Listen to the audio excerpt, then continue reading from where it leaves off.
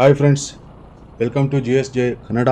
ನಾನಿವತ್ತು ನಿಮಗೆ ಒಂದು ವಿಶೇಷವಾದ ಜಾಗಕ್ಕೆ ಕರ್ಕೊಂಡು ಹೋಗ್ತಿದ್ದೀನಿ. ಇದು ಸೀರೀಸ್ ಥರ ಬರುತ್ತೆ, ಪಾರ್ಟ್ 1, ಪಾರ್ಟ್ 2, ಪಾರ್ಟ್ 3, ಪಾರ್ಟ್ 4 ಅಂತ. ನಾನು ಹೋಗ್ತಿರೋದು ಒಂದು 2ನೇ ಹಂಪಿ ಅಂತ ಕರಿತಿದ್ರು ಈ ಜಾಗಕ್ಕೆ. ಆಲ್ರೆಡಿ ಗೊತ್ತಿದ್ರೆ ಕಾಮೆಂಟ್ ಮಾಡಿ, ನಾನು ಮುಂದಕ್ಕೆ ಹೇಳ್ತೀನಿ ಹೋಗ್ತಾ. ಫ್ರೆಂಡ್ಸ್, ಇನ್ನೊಂದು ಏನಂದರೆ, ಇಲ್ಲಿ ನಾನು ಹೇಳ್ತಿರೋ ಮಾಹಿತಿ ಇಂಟರ್ನೆಟ್ ಮೂಲಕ, ಬೇರೆ ವೀಡಿಯೋಸ್ ಮೂಲಕ ತಿಳ್ಕೊಂಡು ಇವರು ಹೇಳಿದ್ದು ಕೇಳಿ ನಾನು ನಿಮಗೆ ಮಾಹಿತಿ ಕೊಡ್ತಿದ್ದೀನಿ. ದಯವಿಟ್ಟು ಅದರಲ್ಲಿ ಏನಾದರೂ ತಪ್ಪಿದ್ರೆ ಕ್ಷಮಿಸಿ. ಫ್ರೆಂಡ್ಸ್, ಈಗ ಟೈಮ್ ಬಂದುಬಿಟ್ಟು 6:15 ಆಗಿದೆ. ನಾವು ಲಿಂಗದಳ್ಳಿ ಅನ್ನೋ ಊರಲ್ಲಿದ್ದೀವಿ. ಅಲ್ಲಿ ಬಸ್ ಕಾಣಿಸುತ್ತಲ್ಲ, ನಾವು ಆ ಸೈಡೇ ಹೋಗ್ಬೇಕು. ಇಲ್ಲಿಂದ 12 ಕಿಲೋಮೀಟ್ರ್ ಆಗುತ್ತೆ. ಫ್ರೆಂಡ್ಸ್, ನಾನು ಹೋಗ್ತಿರೋ ಪ್ಲೇಸ್ ಬಂದುಬಿಟ್ಟು ನಿಡಗಲ್ಲು ಅಂತ ಹೇಳ್ಬಿಟ್ಟು. ನಿಡಗಲ್ಲು ಕೋಟೆ, ನಿಡಗಲ್ ದುರ್ಗ. ಇದು ಬಂದು ಪಾವಗಡ ತಾಲೂಕಲ್ಲಿರುತ್ತೆ, ತುಮಕೂರು ಡಿಸ್ಟಿಕ್ಕು. ಇದಕ್ಕೆ ಭವ್ಯವಾದ ಇತಿಹಾಸ ಇದೆ ಈ ಕೋಟೆಗೆ. ನೋಡಿ, ಅಲ್ಲಿ ಟಾಪ್ ಕಾಣಿಸುತ್ತಲ್ಲ, ಅಲ್ಲಿಗೆ ಹೋಗ್ಬೇಕು ನಾವೀಗ. ಈಗ ಸದ್ಯಕ್ಕೆ ನಿಡಗಲ್ ಎಂಬ ಊರು ಬಿಟ್ಟು ಸ್ವಲ್ಪ ಮುಂದಕ್ಕೆ ಬಂದಿದ್ದೀವಿ. ಇದು ಕೋಟೆಗೆ ಹೋಗೋ ದಾರಿ. ಅಲ್ಲಿ ಲೆಫ್ಟಲ್ಲಿ ಕಾಣಿಸುತ್ತಲ್ಲ ನಿಮಗೆ, ಅದು ರಾಮತೀರ್ಥ ಅಂತ ಹೇಳ್ಬಿಟ್ಟು. ಸ್ಟೆಪ್ ಬೈ ಸ್ಟೆಪ್ ನಿಮಗೆ ಮಾಹಿತಿ ಕೊಟ್ಕೊಂತ ಹೋಗ್ತೀನಿ. ಪಾರ್ಟ್ 1, ಪಾರ್ಟ್ 2, ಪಾರ್ಟ್ 3 ಅಂತ ಪೂರ್ತಿ ಸೀರೀಸ್ ನೋಡಿ. ಈ ಸೀರೀಸ್ ನಿಮ್ಗೆ ತುಂಬ ಇಷ್ಟ ಆಗುತ್ತೆ ಅಂತ ತಿಳ್ಕೊತೀನಿ. ಬನ್ನಿ ಮುಂದಕ್ಕೆ ಹೋಗೋಣ. ಫ್ರೆಂಡ್ಸ್, ಇಲ್ಲೇನು ನೋಡ್ತಿದ್ದೀರಾ, ಕೋಟೆ ಇಲ್ಲಿಂದನೇ ಸ್ಟಾರ್ಟ್ ಆಗುತ್ತೆ. ಇಲ್ಲಿ ಸುಮಾರು ದೇವಸ್ಥಾನಗಳಿದ್ದಾವೆ. ಪ್ರತಿಯೊಂದು ದೇವಸ್ಥಾನದ್ದು ಮಾಹಿತಿ ಕೊಡ್ತೀನಿ. ತುಂಬ ಶಾಸನಗಳಿದ್ದಾವೆ, ಶಿಲ್ಪಕಲೆ ಇದ್ದಾವೆ, ಪ್ರತಿಯೊಂದು ಇದ್ದಾವೆ. ಬನ್ನಿ ಮುಂದಕ್ಕೆ ಹೋಗೋಣ. ಫ್ರೆಂಡ್ಸ್, ಇದು ಕೋಟೆ ನಿಡಗಲ್ಲು ದುರ್ಗ ಅನ್ನೋ ಕೋಟೆ ಬಂದುಬಿಟ್ಟು ಚಳ್ಳಕೆರೆಯಿಂದ 59 ಕಿಲೋಮೀಟ್ರ್ ಆಗುತ್ತೆ. ಚಿತ್ರದುರ್ಗದಿಂದ 86 ಕಿಲೋಮೀಟ್ರ್ ಆಗುತ್ತೆ. ಪಾವಗಡದಿಂದ 25 ಕಿಲೋಮೀಟ್ರ್ ಆಗುತ್ತೆ. ಶಿರಾಯಿಂದ 68, ಬೆಂಗಳೂರಿಂದ 210, ತುಮಕೂರಿಂದ 121 ಇಷ್ಟು ಕಿಲೋಮೀಟ್ರ್ ಆಗುತ್ತೆ. ಇನ್ನೊಂದು ಏನಂದರೆ, ಇಲ್ಲಿಗೆ ಯಾವುದೇ ಸಾರಿಗೆ ಸೌಲಭ್ಯ ಇಲ್ಲ. ಬೆಳಗ್ಗೆ ಒಂದು ಬಸ್ಸು, ಸಂಜೆ ಒಂದು ಬಸ್ ಬರುತ್ತೆ. ಅದು ಬಿಟ್ಟರೆ ಬೇರೆ ಯಾವುದೂ ಸೌಲಭ್ಯ ಇಲ್ಲ. ನೀವು ಓನ್ ವೆಹಿಕಲ್ ಮೂಲಕ ಬನ್ನಿ. ಇನ್ನೊಂದು, ಇಲ್ಲಿ ಅಂಗಡಿಗಳು ಸಮೇತ ಇಲ್ಲ, ಹೋಟೆಲ್ಸ್ ಇಲ್ಲ. ನಿಮ್ಮ ಓನಾಗೆ ನೀವು ಮಾಡ್ಕೊಂಡು ತಗೊಂಡು ಬರಬಹುದು. ಇಲ್ಲಿ ನೋಡಿ, ನಮ್ಮ ಟೂರಿಸಮ್ ಡಿಪಾರ್ಟ್ಮೆಂಟ್ ಅವರು ಯಾಕೆ ಇದನ್ನು ಡೆವಲಪ್ ಮಾಡಿಲ್ಲ ಅಂತ ನನಗಂತೂ ಗೊತ್ತಿಲ್ಲ. ತುಂಬ ವರಷ್ಟು ಸಿಚುವೇಷನಲ್ಲಿದೆ. ಎಲ್ಲ ಬಿದ್ದೋಗಿದೆ, ಕೋಟೆಗೆ ಎಲ್ಲ ಬಿದ್ದೋಗಿದೆ. ನಾನು ಉಳಿದಿರೋದು ತೋರಿಸ್ತೀನಿ ನಿಮಗೆ, ಎಷ್ಟಾಗುತ್ತೋ ಅಷ್ಟು. ಕೆಲವೊಂದು ಪೊದೆಗಳಲ್ಲಿ ಮುಚ್ಕೊಂಡು ಹೋಗಿದೆ ಇಲ್ಲಿರೋ ಪ್ಲೇಸಸ್ಸು. ನಿಧಿ ಕಳ್ಳರ ಕಾಟದಿಂದ ಕೆಲವೊಂದು ಹಾಳಾಗಿದೆ. ನಿಧಿ ಆಸೆಗಾಗಿ ಕೆಲವೊಂದನ್ನು ಹಾಳು ಮಾಡಿದ್ದಾರೆ ನಿಧಿ ಕಳ್ಳರು. ಅವ್ರಿಗೆ ಸಿಕ್ಕಿದೆಯಾ ಇಲ್ಲ ಅನ್ನೋದು ನಮಗೂ ಗೊತ್ತಿಲ್ಲ. ನೋಡಿ, ಇಲ್ಲೇನು ನೋಡ್ತಿದ್ದೀರಾ, ಇದು ಫಸ್ಟ್ ಎಂಟ್ರೆನ್ಸ್ ಗೇಟ್ 1 ಅಂತ ಹೇಳ್ಬಿಟ್ಟು. ಅಲ್ಲಿ ಮೇಲೆ ಕಾಣಿಸುತ್ತಲ್ಲ ಹೋಲು, ಆ ಹೋಲ್ ಇದ್ದರೆ ಇಲ್ಲಿ ಬಾಗಿಲಿಕ್ತಿದ್ರು ಅಂತ ಅರ್ಥ. ನೋಡಿ ಎಲ್ಲ ಯಾವ ಥರ ಇದಾವೆ ಪಿಲ್ಲರ್ಸ್ ಎಲ್ಲ. ಇದು ಸುಮಾರು 1300ರಿಂದ 400 ವರ್ಷದ ಹಳೆಯದು. ಇಲ್ಲೆಲ್ಲ ಕೆತ್ತನೆ ಮಾಡಿದ್ದಾರೆ, ತೋರಿಸ್ತೀನಿ ಬನ್ನಿ. ನೋಡಿ ಫ್ರೆಂಡ್ಸ್, ಅಲ್ಲೆಲ್ಲ ಸೈಡಲ್ಲಿ ಈಗ ನೋಡಿ, ಇಲ್ಲಿ ಆನೆ, ಚಿರತೆ, ಮನುಷ್ಯರದ್ದು, ರಾಜರದ್ದು, ಇಲ್ಲಿ ನೋಡಿ ಕೂತ್ಕೊಂಡಿರೋ ಥರ, ಈ ಥರ ಎಲ್ಲ ಕೆತ್ತನೆ ಮಾಡಿದ್ದಾರೆ.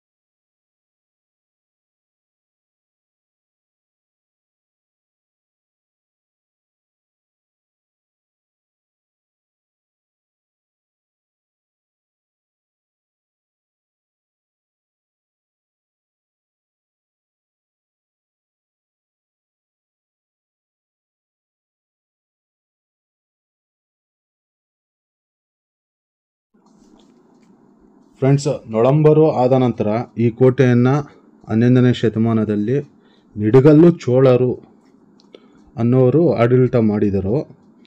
ಅವರು ಕಾಳಚೋಳರು ಅಂತ ಸಮೇತ ಹೇಳ್ಕೊಂತಿದ್ರು. 11ನೇ ಶತಮಾನದಿಂದ 13ನೇ ಶತಮಾನದವರೆಗೂ ಈ ಕೋಟೆಯನ್ನು ಆಳಿದವರು ಚೋಳರು, ನಿಡಗಲ್ಲು ಚೋಳರು. ನೋಡಿ ಯಾವ ಥರ ಇದೆ ದಾರಿ. ಬನ್ನಿ ಮುಂದಕ್ಕೆ ಹೋಗ್ತಾ ಹೋಗ್ತಾ ಇನ್ನೂ ಒಂದು ಸ್ವಲ್ಪ ಟಫ್ ಆಗುತ್ತೆ ರೂಟು.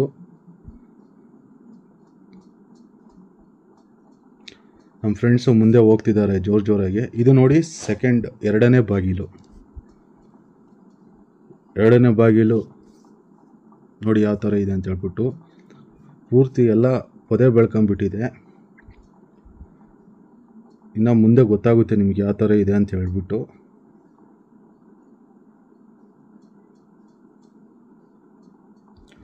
ಫ್ರೆಂಡ್ಸ್, ಈ ನಿಡಗಲ್ಲು ಚೋಳರು ಕಾಲದಲ್ಲಿ ಈ ನಿಡಗಲ್ಲು ಕೋಟೆಯನ್ನು ಕಾಲಾಂಜನಗಿರಿ ಅಂತ ಕರೀತಿದ್ರು. ಚಿಕ್ಕಬೊಮ್ಮ ನಾಯಕ ಇವರೇ ನಿಡಗಲ್ಲು ಚೋಳರ ಕೊನೆಯ ರಾಜ. ಫ್ರೆಂಡ್ಸ್, ಇವ್ರ ನಂತರ ಇದೇನಂತಾರೆ ಹೊಯ್ಸಳರು ವಶಪಡಿಸಿದೆಯಲ್ಲ ಈ ಕೋಟೆ ಮೇಲೆ ಇರೋದು ಪ್ರಕಾರ ಇಮ್ಮಡಿ ಹಿಸ್ಟಾರಿಕಲ್ ಪೀರಿಯಡ್. ಆವಾಗಿನ ಕಾಲದಿಂದ 3ನೇ ದ್ವಾರ ಎಲ್ಲಾ ಕಾಲಕ್ಕೂ ಸಂಬಂಧಿಸಿದ ಮುಂದಕ್ಕೆ ನೋಡಿ ಯಾವ ತರ ವಸ್ತುಗಳು ಇಲ್ಲಿ ದೊರೆತಿದೆ ಅಂತ ಇತಿಹಾಸ ಹೇಳುತ್ತೆ. ಫ್ಯಾಮಿಲಿ ಜೊತೆ ನಾನು ರೆಕಮೆಂಡ್ ಮಾಡಲ್ಲ. ಇತಿಹಾಸ ಜೊತೆ ಹೆಣ್ಮಕ್ಳನ್ನ ಕರ್ಕೊಂಡು ಬರಬೇಡಿ. ಇತಿಹಾಸ ಸಂಶೋಧಕ ಕಷ್ಟ. ಅಲ್ಲಲ್ಲಿ ಕೋಟೆ ಮಾಡಿದ್ದಾರೆ ನೋಡಿ, ಇಲ್ಲೆಲ್ಲ ಬಿದ್ದಿದೆ. ಫ್ರೆಂಡ್ಸ್, ಅದನ್ನೆಲ್ಲ ಮೊದಲಿಗೆ ಕಲ್ಲು ಬಂಡೆ ಎಲ್ಲ ಆಳಿದ್ದು ನೊಳಂಬರು 7ನೇ ಶತಮಾನದಿಂದ 9ನೇ ಶತಮಾನ. ಇದು 4ನೇ ದ್ವಾರ. ನೊಳಂಬರು ಈ ಕೋಟೆಯನ್ನು ಫಸ್ಟ್ ಆಳ್ವಿಕೆ ಮಾಡಿದ್ದು. ಕೋಟೆ ಕಟ್ಟಕ್ಕೆ ಸ್ಟಾರ್ಟ್ ಮಾಡಿದ್ದು ಇವರು. ಬನ್ನಿ ಹೋಗೋಣ. ಸ್ವಲ್ಪ ಮುಂದೆ ಹೋದ್ರೆ ದೇವಸ್ಥಾನ ಸಿಗುತ್ತೆ. ಹೊಯ್ಸಳರು ನಾವು ಇಮ್ಮಡಿ ನರಸಿಂಹ ಮುಂದೆ ಎಂಬುವರು ಆಳ್ವಿಕೆ ಮುಂದೆ ಬಂದು ಅಲ್ಲಿ ಬೈಕ್ ಆದ ನಂತರ ಮೈನು ಇನ್ನೊಂದು ದೇವಸ್ಥಾನ ಸಿಗುತ್ತೆ. ಅದ್ರ ಬ್ಯಾಕ್ ಸೈಡ್ ಇಂದ ಬಾಗಿಲ ಮೇಲೆ ಗಜಲಕ್ಷ್ಮಿ ರೂಟ್ ಇದೆ. ಫೋಟೋ ಕೆತ್ತನೆ ಮಾಡಿದ್ದಾರೆ ನೋಡಿ. ಇದು ಬಂದ್ಬಿಟ್ಟು ಒಳಗಡೆ ಯಾವುದೇ ದೇವರಿಲ್ಲ. ಇದು ಮೇ ಬಿ ಶಿವನ ದೇವಸ್ಥಾನ ಇರ್ಬೋದು. ಲಿಂಗ ಇಲ್ಲ, ಯಾವುದು ಇಲ್ಲ.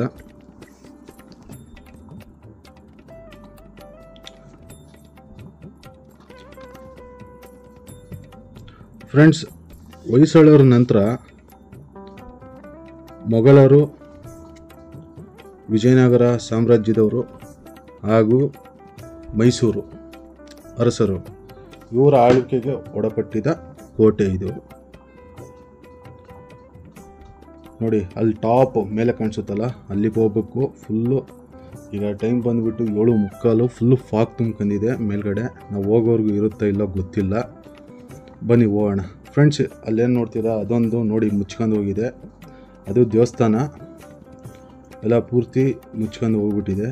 ಅಲ್ಲಿಗೆ ಹೋಗೋಂತಹ ಸಾಹಸ ನಾವು ಮಾಡಲ್ಲ. ದೂರದಿಂದ ತೋರಿಸ್ತೀನಿ. ನಾನು ದೂರದಿಂದನೇ ನೋಡ್ತೀನಿ, ನೀವು ನೋಡ್ಕೊಳ್ಳಿ.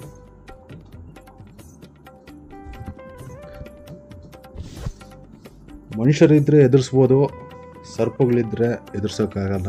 ಸೊ ಅದಕ್ಕೆ ನಾವು ರಿಸ್ಕ್ ತಗೊಳಲ್ಲ. ಬನ್ನಿ ಮುಂದಕ್ಕೆ ಹೋಗೋಣ.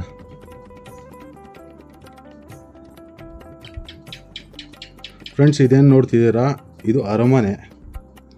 ಆ ರಾಜರು ಇರುತ್ತಂತಹ ಅರಮನೆ ಆಗಿರುತ್ತೆ. ಬನ್ನಿ ನೋಡೋಣ, ಹೋಗೋಕ್ಕಾಗುತ್ತೆ ನೋಡಿ. ಅಲ್ಲಿ ಎಂಟ್ರೆನ್ಸ್, ಅರಮನೆ ಎಂಟ್ರೆನ್ಸು ನೋಡಿ ಯಾವ ಥರ ಪೊದೆ ಎಲ್ಲ ಬೆಳ್ಕೊಂಬಿಟ್ಟಿದೆ. ಫ್ರೆಂಡ್ಸ್, ಇಲ್ಲಿ ತುಂಬ ನಿಧಿಗಳ್ಳರ ಕಾಟ. ಎಲ್ಲಂದರೆ ಅಲ್ಲಿ ಅಗ್ದಿದ್ದಾರೆ, ಹುಷಾರಾಗಿ ಬನ್ನಿ. ಎಲ್ಲಂದರೆ ಅಲ್ಲಿ ಗುಣಿಗಳು ಸಮೇತ ಇದೆ.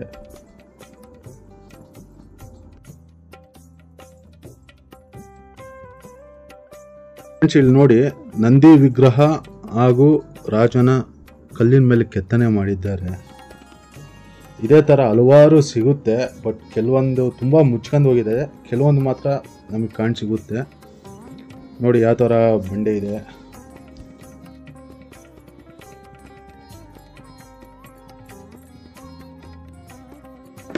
ಫ್ರೆಂಡ್ಸ್, ನೋಡಿ ಬಂಡೆ ಮೇಲೆ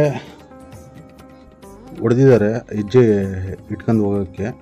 ಸೇಮ್ ನಮ್ಮ ಕುದುರೆ ಹೆಜ್ಜೆ ಇದ್ದಂಗೆ ಚಿತ್ರದುರ್ಗದಲ್ಲಿ. ನೋಡಿ ಸ್ವಲ್ಪ ಮೇಲಕ್ಕೆ ಬಂದಮೇಲೆ ಈ ಥರ ಕಾಣಿಸುತ್ತೆ ವೈವು. ಇನ್ನೂ ತುಂಬ ದೂರ ಹೋಗ್ಬೇಕು. ಬನ್ನಿ ಹೋಗೋಣ ಮುಂದಕ್ಕೆ.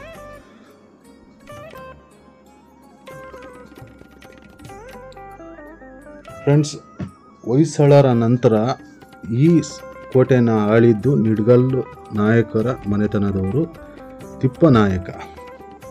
ಫ್ರೆಂಡ್ಸ್, ಇವ್ರ ಕಾಲದಲ್ಲೇ ಸಿಕ್ಕಾಪಟ್ಟೆ ಇದು ಪಾಪ್ಯುಲರ್ ಆಗಿತ್ತು. ನೋಡಿ ಇಲ್ಲಿ ನಮ್ಮ ಪಾವಗಡದ ಹೊಸ ಗೆಳೆಯರು ಸಿಕ್ಕಿದ್ರು, ಅವರು ಹೈಕಿಂಗ್ ಮಾಡ್ತಿದ್ದಾರೆ. ನೋಡಿ ಯಾವ ಥರ ಇದೆ ಅಂತ ಹೇಳಿಬಿಟ್ಟು. ಫ್ರೆಂಡ್ಸ್, ನಿಡಗಲ್ಲು ನಾಯಕರ ನಂತರ ಮೊಘಲರು, ವಿಜಯನಗರ ಅರಸರು, ಆನಂತರ ಹರ್ತಿ ನಾಯಕರು. ನೋಡಿ ಇದೊಂದು ಬಾಗಿಲು ಯಾವ ಥರ ಇದೆ ಅಂತ ಹೇಳ್ಬಿಟ್ಟು ದಾರಿ.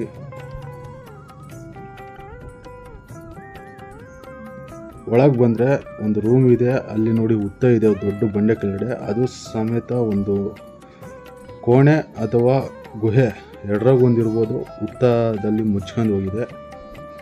ನೋಡಿ ಹತ್ತಿರದಿಂದ ತೋರಿಸ್ತಿದ್ದೀನಿ. ಅಲ್ಲಿ ಆಪೋಸಿಟ್ ಒಂದು ರೂಮ್ ಇದೆ ನೋಡಿ ಅಲ್ಲಿ. ಸೊ ಸೈನಿಕರು ಕಾಯೋಕ್ಕೆ ಇದ್ದಂತಹ ರೂಮು. ದಾರಿ ನೋಡಿ ಯಾವ ಥರ ಇದೆ. 1761ರಲ್ಲಿ ಈ ಕೋಟೆ ಹೈದರಾಲಿ ವಶಪಡಿಸಿಕೊಂಡ. ಆನಂತರ ಹೈದರಾಲಿ ನಂತರ ಟಿಪ್ಪು ಸುಲ್ತಾನ್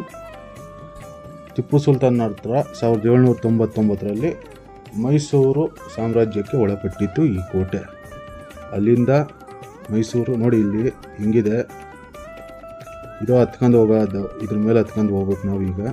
ನೋಡಿ ನಮ್ಮ ಫ್ರೆಂಡ್ ಹೋಗ್ತಿದ್ದಾರೆ ಮುಂದಕ್ಕೆ. ನಿಮಗೆ ಕ್ಯಾಮ್ರಾದಲ್ಲಿ ಯಾವ ಥರ ಕಾಣಿಸುತ್ತಂತ ಗೊತ್ತಿಲ್ಲ, ಬಟ್ ಅಷ್ಟು ಈಸಿ ಇಲ್ಲ ಹತ್ತೋದು. ನೋಡಿ ಯಾವ ಥರ ಇದೆ ದಾರಿ. ಅಲ್ಲಿ ನೋಡಿ ಈ ಬಂಡೆ ಹತ್ಕೊಂಡು ಬಂದ್ವಿ. ನಮ್ಮ ಫ್ರೆಂಡ್ ಅಲ್ಲಿದ್ದಾರೆ, ಇನ್ನೊಬ್ಬ ಫ್ರೆಂಡ್ ಅಲ್ಲಿದ್ದಾರೆ. ಇಲ್ಲಿಂದ ಒಂದು ವೈವ್ ನೋಡಿ. ಈಗ ಒಂದು 50% ಬಂದಿರ್ತೀವಿ ಮೇಲಕ್ಕೆ, ಇನ್ನೊಂದು 50% ಹೋಗಬೇಕು. ಬನ್ನಿ ಹೋಗೋಣ ಮುಂದಕ್ಕೆ. ಮೈಸೂರು ಅರಸರ ನಂತರ ಬ್ರಿಟಿಷರ ನಂತರ ಭಾರತ ಸರ್ಕಾರಕ್ಕೆ. ಬಟ್ ಇದು ಏನಂದರೆ ಡೆವಲಪ್ಮೆಂಟ್ ಆಗಿಲ್ಲ. ಇದು ಡೆವಲಪ್ಮೆಂಟ್ ಆದರೆ ಸೇಮ್ ಒಳ್ಳೆ ಟೂರಿಸ್ಟ್ ಸ್ಪಾಟ್ ಆಗುತ್ತೆ, ಸರ್ಕಾರಕ್ಕೂ ಒಳ್ಳೆ ದುಡ್ಡು ಬರುತ್ತೆ. ನಮ್ಮ ಚಿತ್ರದುರ್ಗದ ಥರ ಒಂದು ಟೂರಿಸ್ಟ್ ಸ್ಪಾಟ್ ಮಾಡಿಬಿಟ್ರೆ ಕೇಬಲ್ ಕಾರ್ ಹಾಕ್ಬೋದು ಇದಕ್ಕೆ. ಇನ್ನೊಂದು ಏನಂದರೆ ಫ್ರೆಂಡ್ಸ್, ಹೋಗ್ತಾ ಮೈನ್ ಲೈನ್ಸ್ ಏನಿರುತ್ತೆ, ಕರೆಂಟ್ ಲೈನ್ಸು ನಮಗೆ ಟಚ್ ಆಗೋ ಥರ ಇರುತ್ತೆ. ಹುಷಾರಾಗಿ ನೋಡ್ಕೊಂಡು ಹೋಗಿ. ಮೇಲ್ಗಡೆ ಕೋಟೆ ಹತ್ರ ಹೋಗೋರ್ಗೂ ಏನೂ ಪ್ರಾಬ್ಲಮ್ ಇಲ್ಲ. ಕೋಟೆಯಿಂದ ಮೇಲಕ್ಕೆ ಹೋಗ್ತೀವಲ್ಲ ಟಾಪ್ಗೆ, ಅಲ್ಲಿ ತುಂಬ ಹುಷಾರಾಗಿ ಹೋಗ್ಬೇಕು ಫ್ರೆಂಡ್ಸ್. ನೋಡಿ ಬಂದ್ವಿ ಮೇಲಕ್ಕೆ. ನೋಡಿ ಇಲ್ಲೊಂದು ರೂಮ್ ಥರ ಇದೆ, ಒಳಗಡೆ ನೋಡೋಣ ಏನೇನಿದೆ ಅಂತ ಹೇಳ್ಬಿಟ್ಟು. ಇಲ್ಲಿ ನೋಡಿ ಪಾದುಕೆ ಇದೆ. ಇದು ದೇವಸ್ಥಾನ ಅನಿಸುತ್ತೆ, ರೂಮ್ ಅನ್ಕೊಂಡಿದ್ದ ಅಲ್ಲ, ದೇವಸ್ಥಾನ ಇದು. ಪಾದುಕೆ ಇದೆ ಅಂದರೆ ದೇವಸ್ಥಾನ ಇದ್ದಂಗೆ.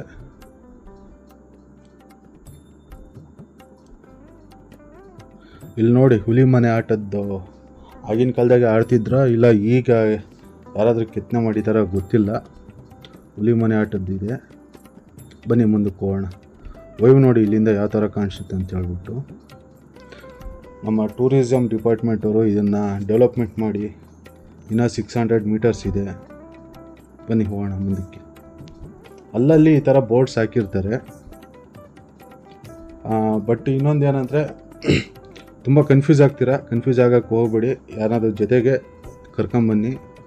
ಒಬ್ಬರೇ ಬಂದು ಹತ್ಬೋದು, ಬಟ್ ಒಂದು ಸ್ವಲ್ಪ ತಾಳ್ಮೆಯಿಂದ ಹತ್ತಿ. ಇದು ಎಷ್ಟನೇ ದ್ವಾರ ಅಂತ ಗೊತ್ತಿಲ್ಲ, ಸುಮಾರು ಒಂದು 5ನೇದ 6ನೇದ ಇರಬೇಕು ಈ ದ್ವಾರ. ಬನ್ನಿ ಒಳಗೆ ಹೋಗೋಣ. ಇನ್ನೂ ಮುಂದಕ್ಕೆ ಹೋಗ್ಬೇಕು. 600 ಮೀಟರ್ಸ್ ಅಂತಿದೆ. ಅದು ಎಕ್ಸಾಕ್ಟ್ಲಿ ಹೇಳಕ್ಕೆ ಬರಲ್ಲ, ಅವರು ಬರೆದಿದ್ದಾರೆ ನೋಡಿ ಯಾವ ಥರ.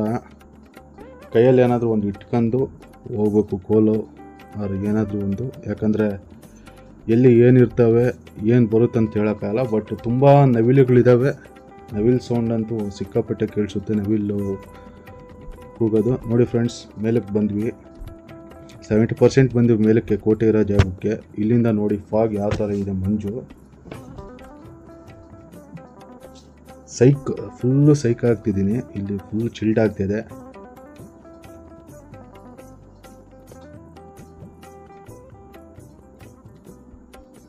ನೋಡಿ ಇಲ್ಲೊಂದು ದೇವಸ್ಥಾನನ ಇಲ್ಲ ಮನೆನೋ ಇದ್ದಂಗಿದೆ, ದೊಡ್ಡ ಬಂಡೆ ಕೆಳಗಡೆ. ಬನ್ನಿ ನೋಡೋಣ ಒಳಗಡೆ ಏನಿದೆ ಅಂತ.